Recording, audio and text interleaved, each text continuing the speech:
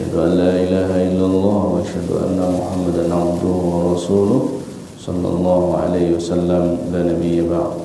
اللهم صل وسلم وبارك على فردوس الأعلى مفتاح الجنة سيدنا محمد وعلى آله وأصحابه وأتباعه المسلمين. اللهم صل على الفاتح مفتاح الحجوب والكشوف والشهود وعلى آله وأصحابه أجمعين. Bapak Ibu yang dirahmati oleh Allah Subhanahu wa taala, alhamdulillah kita bersyukur kepada Allah. Barusan kita dikasih anugerah hujan, alhamdulillah. Ya, sekarang lagi sejuk. Semoga sejuk juga kalbu kita. Amin. Salam dan salam kepada Sayyidina Nabi sallallahu alaihi wasallam. Allahumma shalli ala sayyidina Muhammad wa ala alihi wa ashabihi ajma'in. Bapak Ibu yang dirahmati oleh Allah, sebelumnya kita disuguhkan oleh Syekh Abdul Qadir Jilani Qutub Rabbani tentang perumpamaan fana dan metodologinya atau caranya. Ternyata fana yang dimaksud itu bukan hanya dalam tempo yang singkat, tapi ada riyadhahnya juga, tapi ada uji cobanya juga. Benar nggak fana gitu ya? Ada uji cobanya juga. Bagaimana semuanya itu mesti ditanggalkan, semuanya mesti ditiadakan, yang ujungnya sampai kita kepada posisi itmi'nan atau mutmainnah, tenang, nyaman gitu ya. Kemudian fakta-fakta yang dicontohkan kemarin itu, jika sedang diberi nikmat kita gimana? Alhamdulillah, oke. Tapi jika nikmat itu dicabut bagaimana? Nah, kemarin orang diberi kekuasaan, dikasih jadi gubernur, dikasih jadi bupati, wali kota dan sebagainya. Kemudian dia merasa memiliki dengan jabatannya, muncul kecongkakannya, muncul kesombongannya, lalu dicabut atau dicopot dia dari jabatannya. Yang tadi punya jabatan, lalu sekarang tidak punya jabatan. Selesai dicopot, tidak dibiarkan begitu saja, dimasukkan ke penjara. Kan itu kemarin, dimasukkan ke penjara sehingga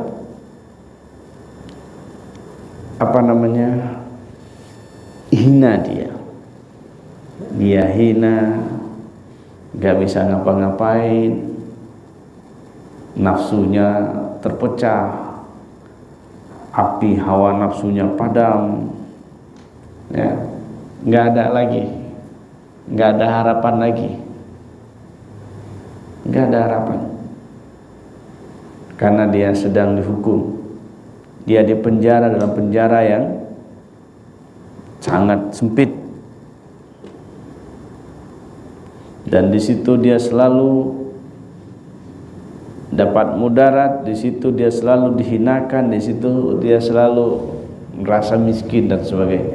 Nggak ada lagi, karena nggak punya kekuasaan apa-apa.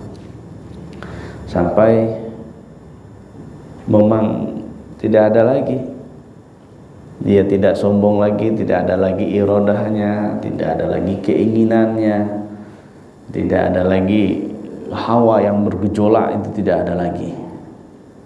Kemudian itu diperhatikan oleh sang raja,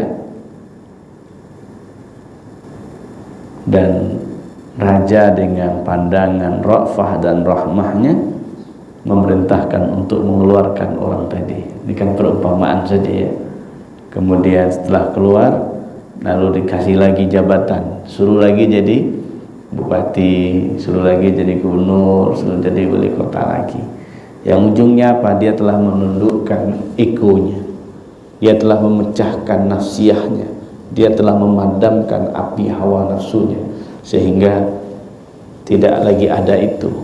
Nah begitu juga ketika Allah Subhanahu wa ta'ala telah mendekatkan kita kepadanya, kita dipilih oleh Allah, dibukakan pintu qalbu dengan rahmah dan minnah dan nikmat yang Allah berikan kepada kita, yang diberikan anugerah yang amat luar biasa. Kadang Allah beri anugerah yang mala ainun ra'at wala uzunun sami'at wala khatara fi qalbil basar, yang tidak pernah terlihat mata, tak pernah terdengar oleh telinga, tak pernah terlintas dalam qalbu. Allah beri itu. Dan bahkan Allah bukakan pintu-pintu kegaiban, ya. Allah perlihatkan juga malakut samawati wal ardh. Allah dekatkan kalam, macam-macam. Allah beri anugerah, semuanya Allah beri anugerah. Kemudian semuanya itu nanti di stop oleh Allah.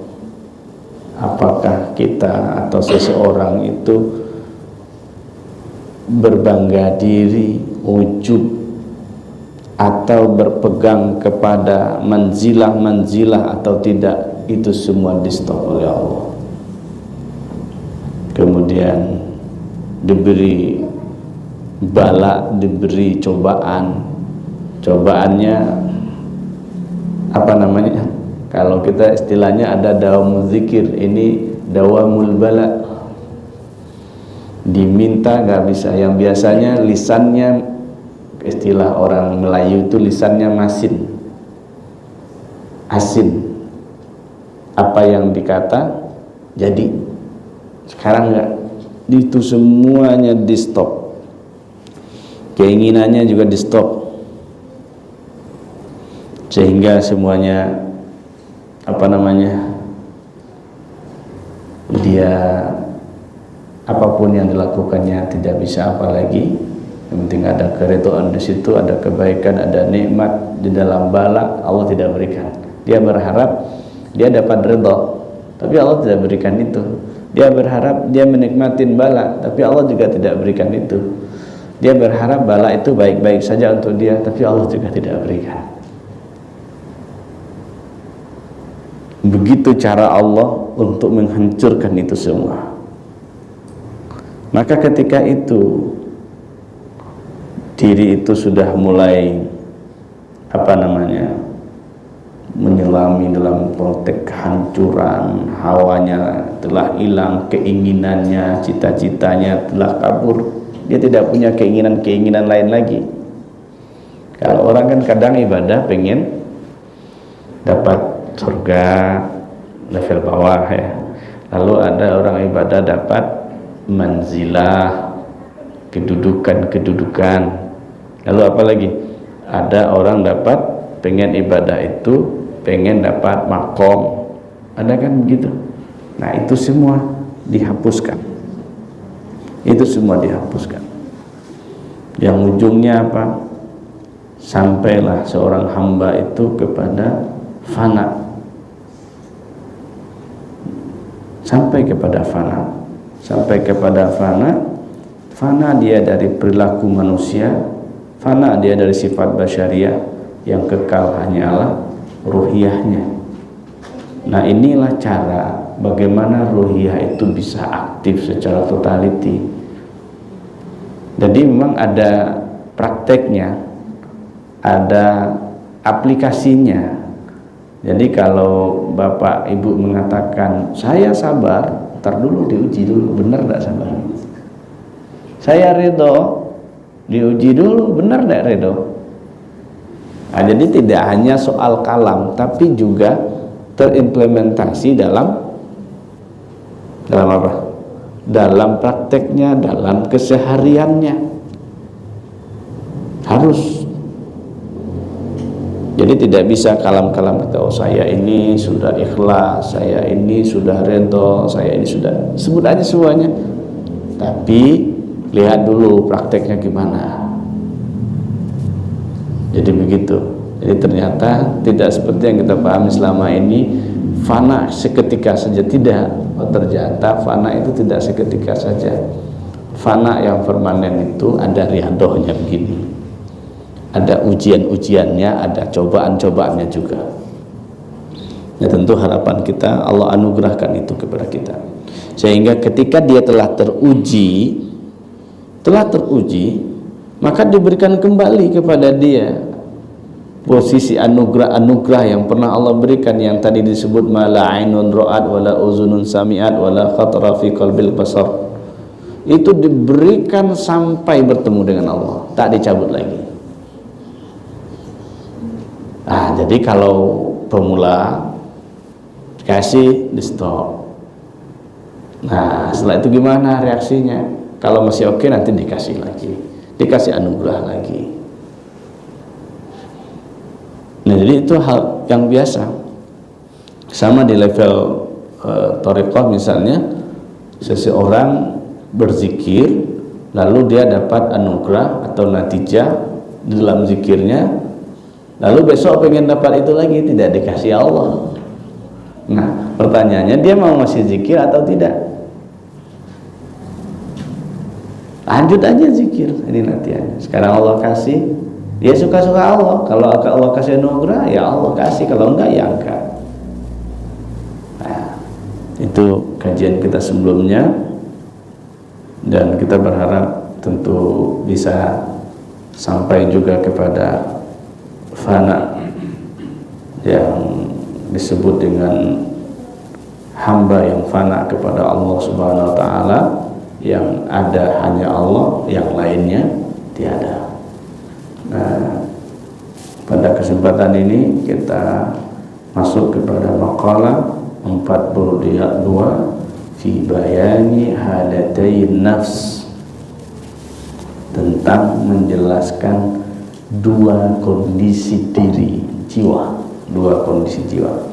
Sebelumnya mari kita baca suratul Fatihah kepada Sayyidina Nabi sallallahu alaihi wasallam wa sayyidina al-mahdi khalifatihi wa ikhwanihi minal anbiya wal mursalin wa sahabati ridwanullah alaihim wa awliya'illah fil alamin wal malaikatillah al-muqarrabin wa ila ruhina wa anfusina wa nakhussu khususan li Syekh Abdul Qadir Jilani kutubur rabbani. Al-Fatihah. Bismillahirrahmanirrahim. Alhamdulillah.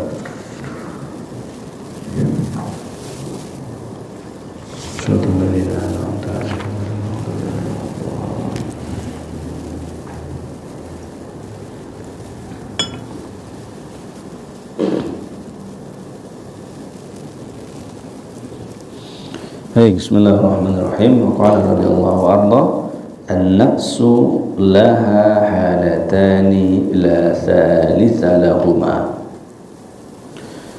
Nafsu baginya ada dua kondisi dan tidak ada baginya kondisi ketiga. Apa itu? Yang pertama halatu afiyah, dan yang kedua halatu bala.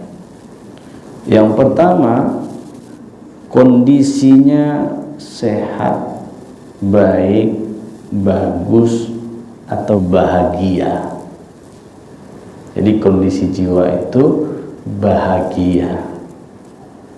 Dan yang kedua kondisinya tidak bahagia atau lagi diuji, atau disebut juga lawan bahagia apa? Sengsara. Ya, diuji. Bagaimana penjelasannya? Sebelum kita lanjut, kondisi jiwa kita berada pada dua hal ini, bahagia, sengsara, atau bahagia tidak bahagia. Posisinya berada di dua kategori itu. Bagaimana penjelasannya?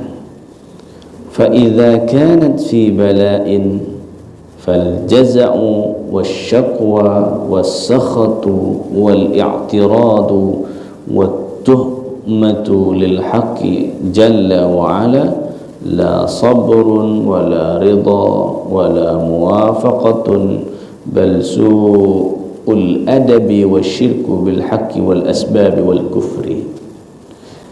Apabila ada jiwa itu dalam kondisi dia diuji atau dalam kondisi sengsara, maka dia gelisah. Di jiwa itu ketika diuji atau ketika berada pada posisi sengsara, dia gelisah, sering mengeluh. Kondisinya itu gelisah, sering mengeluh, suka marah-marah, suka mengkritik, suka menyalahkan Allah, tidak sabar, tidak ridha, tidak sesuai dengan ketentuan Allah, bahkan dia su'ul adab, lalu mensyirikatkan Allah dengan segala sesuatu, dan dia kafir. Nah, ini kondisi jika jiwa sedang berada dalam kondisi diuji atau dalam kondisi sengsara. Bahasanya bala, tapi makna yang dituju di sini adalah dalam kondisi sengsara. Coba kita review saja personality kita ke belakang. Pernah nggak kita mengalami kondisi ketika ada diuji atau kondisi sengsara lah dalam tanda kutip, hatinya gelisah, galau, mau ngeluh, ngadu, sedikit-sedikit dikeluhkan, lalu sedikit-sedikit marah, lalu sibuk mengkritik, sibuk menyalahkan. Ada tidak kita dalam kondisi itu? Nah, reviewnya ke belakang itu. Jika ada dalam kondisi itu, maka apalagi berikutnya? Orang yang berada dalam kondisi ini, dia tidak ada dalam kondisi sabar. Nggak sabaran orangnya, nggak sabaran, dan nggak juga redoan, nggak juga nerima orangnya, tuh, dan tidak juga sesuai dengan atau tidak selaras dengan ketentuan Allah. Dan orang ini, jiwa-jiwa yang seperti ini adalah jiwa-jiwa yang su'ul adab kepada Allah Subhanahu wa ta'ala. Apalagi bab tuhmah lil haq, kita menuduh-nuduh Allah.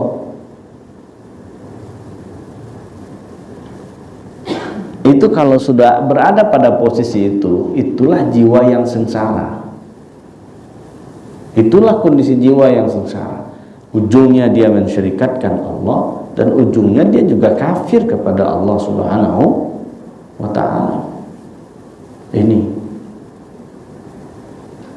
yang pertama. Lalu berikutnya kata Syekh Qadir, wa idza kanat fi afiyatin fa syarruhu wa bataru wa ittiba'u syahwati wal ladzati kullama nalat syahwatan talabat ukhra wastaqarat ma indaha minan ni'ami min ma'kulin wa mashrubin wa malbusin wa mankuhin wa maskunin wa markubin fatukhriju likulli wahidatin min hadhihi ni'ami uyuban wa naqsan wa tatlubu a'la minha wa asna mimma lam yuqsam laha wa tu'ridu amma kusima laha fayartakibu al-ghamarati wa yakhudul mahalika fi ta'abin tawilin la ghayata lahu wa la muntaha fid dunya thumma fil uqubah kama qila inna min ashaddil uqubati talabu ma la yuqsamu. Ini masih sebetulnya berada pada posisi jiwa yang sengsara, tapi dia kasih gambaran. Tadi diuji. Nah sekarang apabila ada jiwa itu dalam kondisi bahagia, dalam kondisi oke, tetapi yang terjadi adalah apa? Yang terjadi dia malah bikin kejahatan, dia malah bikin kejelekan, dia malah bikin keburukan, dia malah sombong. Lalu dia malah ngikutin hawa nafsu dan ngikutin kelezatan-kelezatan dunia. Apabila dia nafsunya telah memperoleh sesuatu, maka dia punya keinginan untuk mendapatkan yang lain. Maka karakter orang seperti ini adalah karakter orang yang minum air laut, semakin diminum semakin haus. Nah, ini gambarannya. Lalu dia meremehkan nikmat yang ada pada dirinya. Diremehkan, diabaikan. Padahal anugerah atau nikmat yang Allah berikan, kita kan mesti bersyukur, tidak boleh meremehkan sedikit pun, sekecil apapun nikmat Allah yang Allah berikan. Dia selalu remehkan, dia remehkan makanannya, dia remehkan minumannya, pakaiannya, pasangannya, rumahnya, kendaraannya. Fatukhruju likulli wahidatin min hadhihi ni'am uyuban wa naqsan. Dari semua yang tadi kita sebut, dia keluarkan aibnya, dia keluarkan kekurangannya. Nah, itu. Kalau makanannya sudah oke, kan? Kalau di Jabodetabek ini orang biasanya kalau makan nasi Padang kan sudah oke ya. Tapi ada aja cacatnya, ada aja kurangnya bagi dia. Lalu minuman juga begitu, semua jenis minuman sudah ada, tapi ada aja cacatnya, ada aja kurangnya. Pakaian juga begitu, pasangan juga begitu, pasangannya pokoknya salah aja semuanya, ada aja kurangnya. Tempat tinggalnya juga begitu, kendaraannya juga begitu, ada aja kurangnya bagi dia. Lalu apa lagi? Wa tatlubu a'la minha, maka dia minta yang lebih dari itu. Kalau tadi makan diawali dengan makan, kalau sekarang makannya nasi Padang. Nasi Padang itu kan banyak pula tingkatannya. Ada yang ampera, ada yang resto gitu kan. Nah, ada yang rumahan, mana yang enak? Oh, rumahan yang enak. Oke. Maka dia minta besok ini lagi ini minta yang lebih oke. Menunya lebih spesial, minuman juga begitu, pakaian. Kalau sekarang pakaiannya begini, sekarang ada motif baru, dia mau motif yang baru. Jadi setiap saat itu ganti, gonta-ganti. Pasangan gimana? Ya, ganti. Ayah masuk di sini. Dia juga gonta-ganti pasangan juga.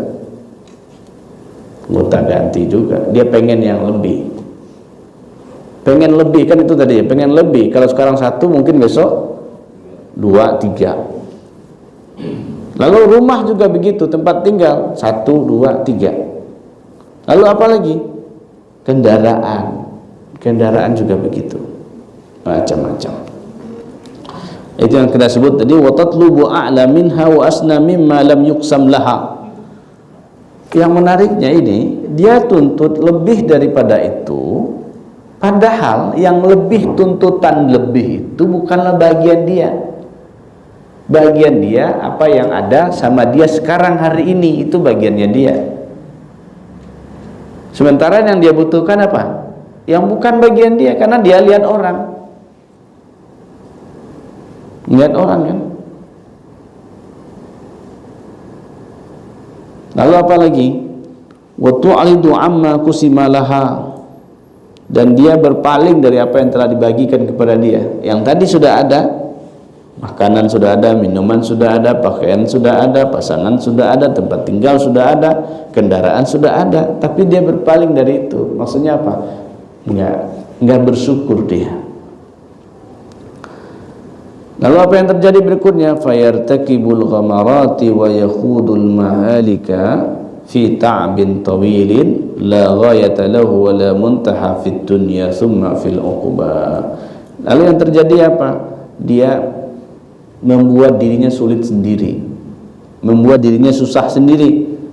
membuat dirinya hancur sendiri, capek yang berkelanjutan, yang tidak jelas ini kesudahannya kapan, endingnya di mana, dan di dunia bahkan sampai ke akhirat nggak jelas endingnya. Maunya apa sih gitu? Maunya apa? Coba orang yang seperti karakter yang kita sebut seperti minum air laut, dia tidak selalu merasa sulit aja, selalu merasa sulit.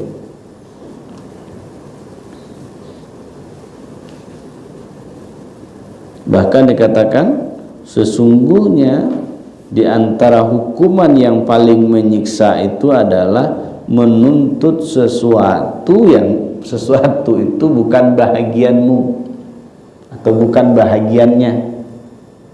Inna min asyaddil uqubati talabu ma la yuqsam. Padahal itu bukan bagian dia minta itu. Maka itulah hukuman yang paling menyiksakan, hukuman yang paling menyakitkan, karena itu bukan bagiannya dia. Contohnya apa? Ini contoh ini. Kita ambil contoh bab kendaraan misalnya. Ini misalnya Fajar. Dia mau Lamborghini.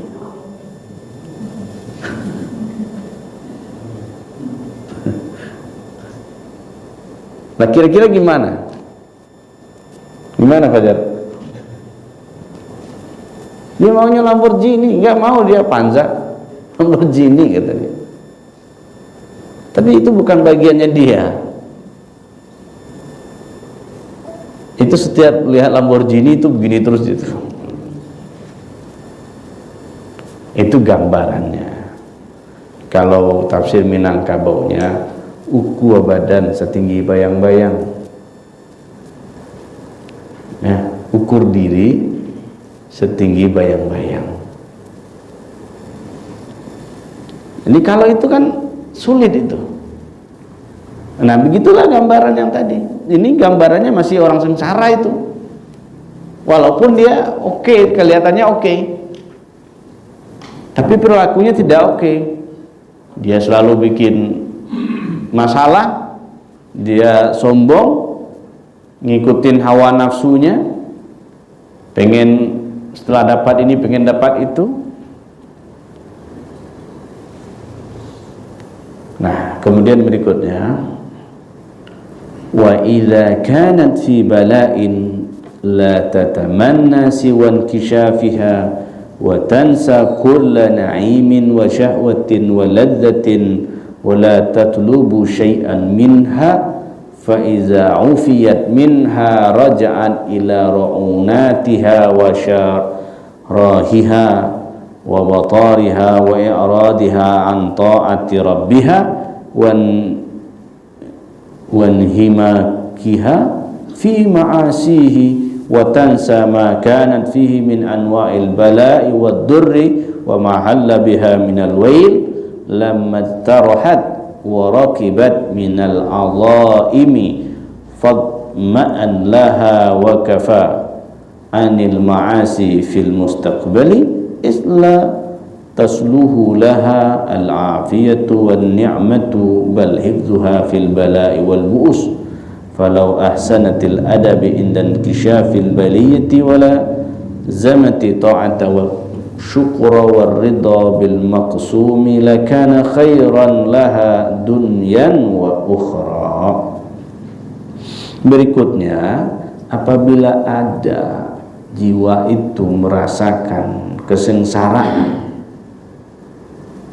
tidak ada keinginannya, tidak ada cita-citanya kecuali kesengsaraan itu, ujian itu terbebas dia darinya.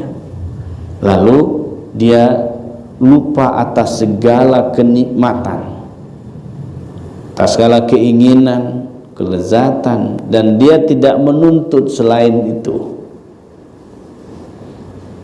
Tapi terkadang apabila dia telah sehat, apabila dia telah bahagia, dia kembali lagi kepada kesombongannya, kembali lagi kepada kejahatan yang pernah dia lakukan, kembali lagi dia kepada kecerobohan yang pernah dia lakukan, kembali lagi dia mengkritik, tidak taat dia kepada Allah, tenggelam dia dalam kemaksiatan, lupa dia bahwa dia telah diberikan berbagai cobaan, berbagai kemudaratan yang menimpa dia,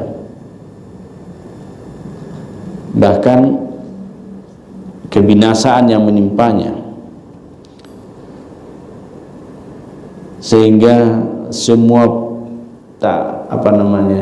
perbuatan dosa yang dia lakukan itu seolah biasa aja,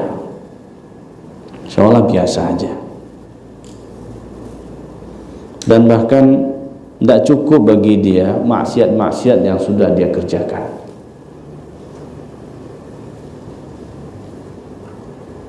Karena tidaklah selamat baginya afiyah atau kebahagiaan dan kenikmatan. Jadi kebahagiaan dan kenikmatan itu tidak bisa menyelamatkan nafsu. Ini maksudnya, nafsu itu tidak bisa diselamatkan dengan kebahagiaan dan kenikmatan. Ya, nafsu tidak dengan itu diselamatkan. Jiwa tidak diselamatkan dengan kebahagiaan dan kenikmatan, tetapi jiwa itu akan dipelihara asbab bala dan penderitaan. Ini bisa dimengerti tidak ungkapannya? Kalau dikasih kenikmatan, kebahagiaan, seperti tadi dia sombong, angkuh, congkak, gitu kan? Sehingga itu tidak bisa menjamin dia. Tapi jika dia diuji dengan bala dan kesulitan, nah itu dapat memelihara jiwa itu. Maksudnya bagaimana? Sehingga dia nyadar diri, kita bisa sadar diri. Tapi terkadang orang dikasih bala malah makin jauh dia dari Allah. Dikasih ujian makin jauh. Tapi sejatinya bala dan cobaan itu, kemudian penderitaan itu, itulah yang akan menjaga nafs itu. Tapi dengan catatan mesti dia baik adabnya sama Allah. Mesti baik adabnya sama Allah.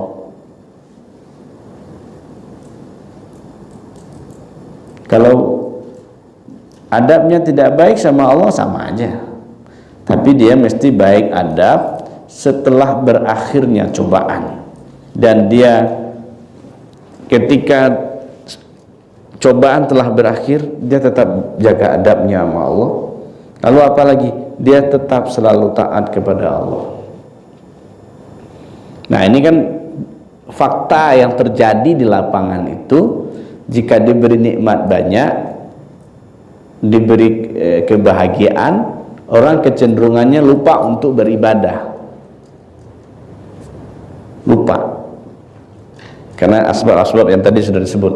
Tapi ketika dia diputus nikmat, dia mulai rajin ibadah. Coba perhatikan itu. Perhatikan aja diri sendiri maksudnya. Jangan merhatiin orang. Kalau merhatiin orang dia nerawang, oh si Anu itu begitu ya, oh ya ini pas, ini dia, ini orangnya gitu. Enggak, kita aja perhatiin aja diri kita masing-masing. Kita pernah enggak berada dalam posisi seperti ini? Ketika nikmat banyak, dia enggak rajin ibadah. Tapi ketika sudah dihampiri oleh kesengsaraan, dia mulai beribadah. Tapi paling tidak, inilah yang kita sebut bahwa bala, ujian, cobaan, inilah akan memelihara nafs itu, sehingga dia kembali lagi sama Allah, gitu ya.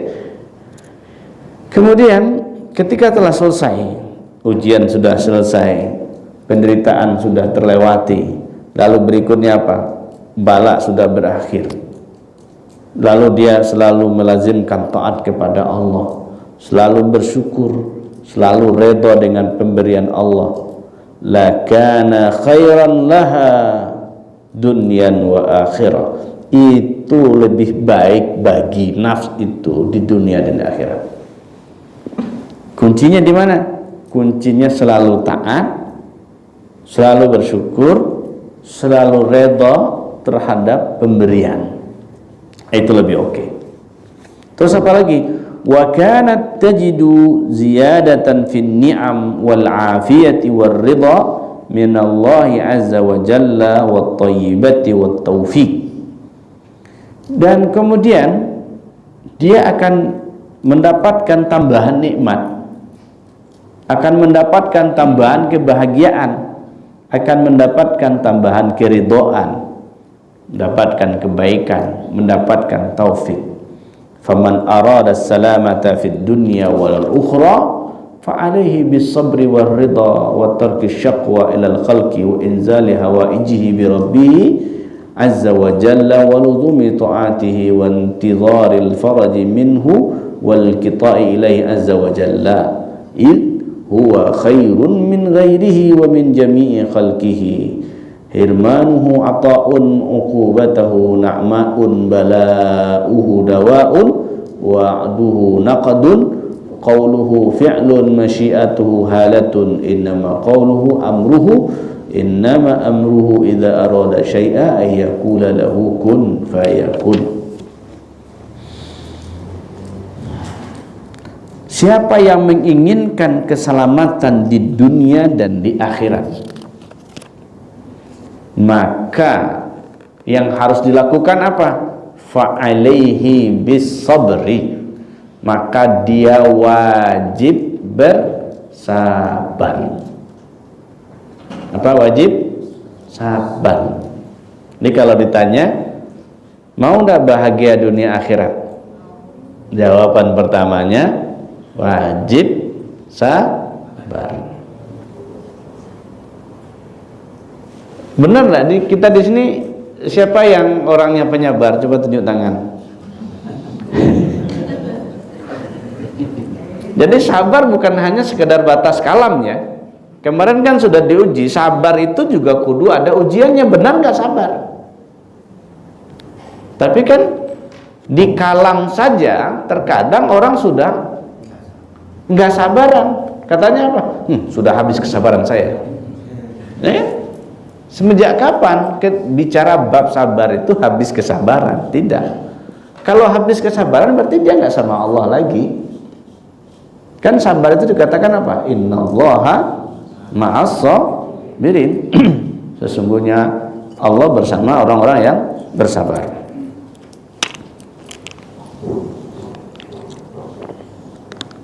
Itu syarat pertamanya sabar. Yang kedua syaratnya ridho. Kan murah kan syaratnya ini. Kalamnya ringan sekali. 1 sabar, 2 ridho. Mudah kan mengucapkannya. Nah prakteknya gimana gitu? Tinggal di prakteknya. Kita belajar ridho. Kalau ridho gimana? Ya apa aja yang terjadi nerimo gitu, tanpa ada kalam. Kalau yang tadi kan ada kalam dia. Lah kenapa begini, lah kenapa begitu?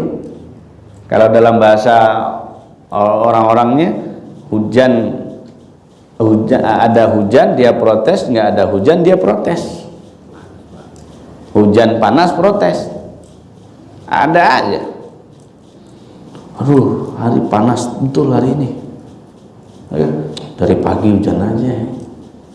Macam-macam tuh kalau. Ya. Lalu apa lagi yang ketiga? Meninggalkan mengadu.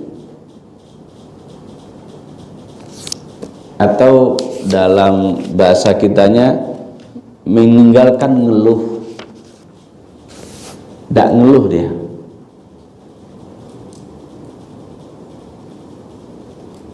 Lalu apa lagi? Ya tadi meninggalkan mengeluh atau mengadu kepada makhluk. Tinggalkan itu. lalu menghilangkan keinginan-keinginannya. Yang ada adalah dia hajatnya diserahkan saja kepada Allah Subhanahu wa taala. Kemudian melazimkan taat kepada Allah. Jadi selalu taat. Jadi taatnya tidak seperti istilah orang Minangkabau, seperti ayam gadis batalua. Ayam gadis bertelur. Gimana? Kadang bertelur, kadang kagak. Kadang taat, kadang maksiat. Nah, itu jangan seperti itu. Tapi mesti dilazimi selalu taat kepada Allah Subhanahu wa taala. Lalu apa lagi? Menunggu jalan keluar dari Allah dan pasrah kepadanya. Kita kan sering tidak pasrah. Karena itu adalah lebih baik dari selainnya dan dari selain makhluknya. Artinya apa? Allah lah yang lebih baik. Lebih baik daripada selainnya dan dari seluruh makhluknya. Nah, ini kaidah ini.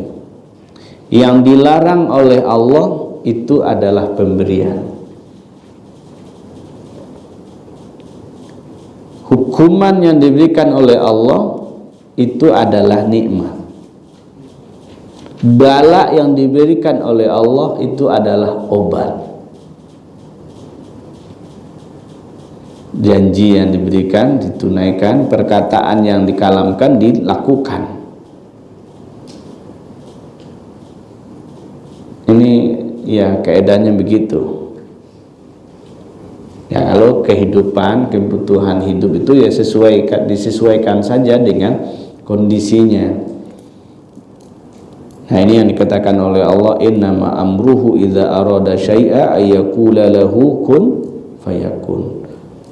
Jadi kalau Allah yang menghendaki, dia cukup mengalamkan kun fayakun. Innama amruhu, hanya saja urusannya, amarnya, idza arada syai'a, apabila Allah itu menginginkan sesuatu, dia hanya mengalamkan kun fayakun, maka jadi ada dia. Kullu af'alihi hasanatun wa hikmatun wa maslahatun ghairu annahu ta'a ilmal masalih min ibadihi wa tafarrada bihi فالأولى واللائق بحالة الرضا والتسليم واشتغاله بالعبودية من أداء الأوامر وانتهاء النواهي والتسليم في القدر والترك اشتغال في ربوبية التي هي علة الأقدار ومحاربتها والسكوت عن لما وكيف ومتى وتحمة للحق عز وجل في جميع حركاته وسكناته وتستند هذه الجملة إلى حديث ابن عباس رضي الله عنهما وهو ما روي عن عطاء عن ابن عباس رضي الله عنهما قال بينما أنا رديف رسول الله صلى الله عليه وسلم إذ قال لي يا غلام احفظ الله يحفظك احفظ الله تجده أمامك فإذا سألت فاسأل الله wa iza sta'anta fasta'in billah jafal qalam bima huwa kain. Semua perbuatan itu baik, ya, dan ada hikmahnya, ada maslahatnya. Lalu kalau kita perhatikan, apapun yang Allah ciptakan, apapun yang Allah perlihatkan kepada kita, itu semuanya kan baik sebetulnya. Kita aja yang kadang menilainya tidak baik, karena kita berada pada posisi yang tadi jiwa-jiwa yang sengsara. Tapi kalau jiwanya tidak sengsara, apapun yang terjadi semuanya oke, semuanya baik. Jadi Allah itu tidak ada menyembunyikan ilmu tentang kemaslahatan dari hambanya dan tidak memisahkan dari hambanya. Maka yang paling baik yang harus dilakukan oleh hambanya yang paling oke, yang paling layak dilakukan oleh nafs itu apa? Selalu berada pada kondisi ridha dan taslim. Ini yang semestinya dilakukan oleh setiap diri. Lalu apalagi? Menyibukkan dirinya dengan beribadah, melakukan amar Allah dan menaati larangannya, menjauhi larangannya. Lalu taslim tentang takdirnya Allah. Lalu meninggalkan kesibukan. Kadang kita ini kan sibuk juga, memikirkan tentang apa yang telah diperbuat oleh Allah. Baik itu, kalau itu yang terjadi, itu namanya penyakit itu. Kadang kita mempersoalkan ketentuan-ketentuan yang sudah terjadi, takdir-takdir yang sudah ada. Ada juga yang sering mempersoalkan itu. Kalau itu terjadi, itu bagian dari penyakit juga itu. Ilah. Dan itu bagian dari musuh Allah juga itu. Tinggalkan itu. Lalu yang tinggalkan apa lagi? Kamu mesti meninggalkan dan kamu mesti diam dengan ungkapan, kenapa begini? Terus apa lagi? Ini bagaimana ini? Terus kapan? Ada kan kata-kata begitu? 5. Ini kenapa? Lalu kaifa, bagaimana. Jadi diam, meninggalkan kalam-kalam yang seperti itu. Yang biasanya kita, ini kenapa begini? Kenapa tidak begini? Gitu. Nah, tinggalkan hal-hal yang seperti itu. Lalu tinggalkan menuduh Allah fi jami' harakatihi wa sakanatihi, baik dalam gerak maupun diam.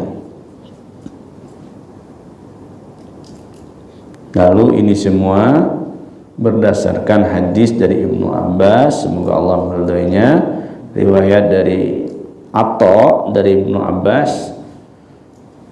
Dia berkata, kami berada bersama Rasulullah sallallahu alaihi wasallam, ketika kami bersama dengan Rasulullah sallallahu alaihi wasallam, idh qala li, dia berkata kepadaku, ya ghulam, wahai anakku, ihfazillah yahfazkallah. Peliharalah Allah, Allah akan memeliharamu. Maksudnya apa? Pelihara amar Allah, pelihara perintah-perintah Allah. Lalu apalagi? Peliharalah Allah, kamu akan memperolehnya di hadapanmu. Cuma kita pelihara. Lalu apalagi? Apabila kamu meminta, mintalah kepada Allah. Fa iza sa'alta fas'alillah. Lalu apa lagi? Apabila kamu minta tolong, maka minta tolonglah dengan Allah. Minta tolong itu kepada Allah.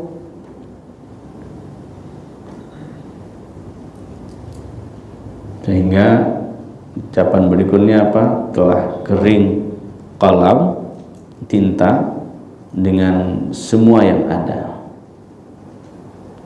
Lalu falau jahidal ibadu ay yanfa'uka bi syai'in lam yaqdihi Allahu laka lam yaqdiruhu alaihi. Seandainya semua manusia berupaya untukmu, memberikan sesuatu yang memberi manfaat untukmu, dan itu tidak bakalan terjadi kepadamu karena itu tidak ditakdirkan untukmu. Jadi kalau bukan takdir kita, bagaimanapun cara orang menolong kita, tidak bakalan bisa terjadi. Begitu juga sebaliknya. Walau jahidal ibadu ay yadurruka bi syai'in lam yaqdihi Allahu 'alaika lam yaqdiruhu 'alaihi. Seandainya orang sudah berupaya untuk memudaratkanmu, untuk menyakitimu dengan segala sesuatu, itu tidak bakalan terjadi kepadamu karena takdirmu tidak ada begitu. Tapi kalau takdirnya dia, siapa saja yang datang kepada dia, yang memberikan manfaat kepada dia, Sedikit saja, apa saja yang di bawah itu akan menjadi nikmat untuk dia. Tapi walau bagaimanapun tetap semuanya adalah berdasarkan ketentuan Allah Subhanahu wa ta'ala. Maka yang harus dilakukan apa? Fa in istata'ta an tu'amila Allah bisidqi wal yakin fa'mal wa illam tastati' fa inna fi sabri ala ma taqrahuhu khairan katsira wa'lam anna nusrata bis sabr wal faraja ma'al karbi wa anna ma'al usri yusra. Maka oleh karena itu, jika kamu sanggup, maka lakukanlah perintah Allah dengan benar dan yakin, beramallah. Tapi jika tidak, apa yang dilakukan? Sabar. Sabar atas apa? Atas apa yang kamu benci itu masih sabar. Jadi kita sabar terhadap sesuatu yang kita benci itu lebih baik. Itu lebih baik untuk kita tuh. Ada yang kita benci tapi kita sabar. Itu lebih baik. Nahan diri. Dan ketahuilah bahwa pertolongan Allah itu akan sampai dengan sabar. Masih ingat ayat Allah? Wasta'inu bis sabri wassalah. Minta tolonglah kepada Allah dengan sabar. Sabar. Ini dikatakan di sini annan nusrata bis sabri, bahwa pertolongan Allah itu adalah dengan kesabaran. Tentu sabar yang isinya di dalamnya Allah. Ini yang sering kita ulang-ulang. Sabar kalau tidak ada Allah di dalamnya, nggak sabar itu. Mesti dia zikrullah.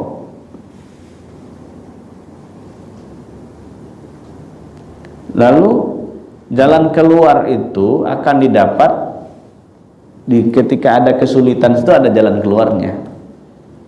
Hal yang sulit akan ada solusinya di tempat itu. Atau dalam bahasa yang sering kita katakan, bersama kesulitan ada kemudahan. Ini tafsir dari surah Al-Insyirah, inna ma'al usri yusra, fa inna ma'al usri yusra. Ini ada 2 kali pengulangan ya. Selama ini apa yang kita pahami Pak ayat ini?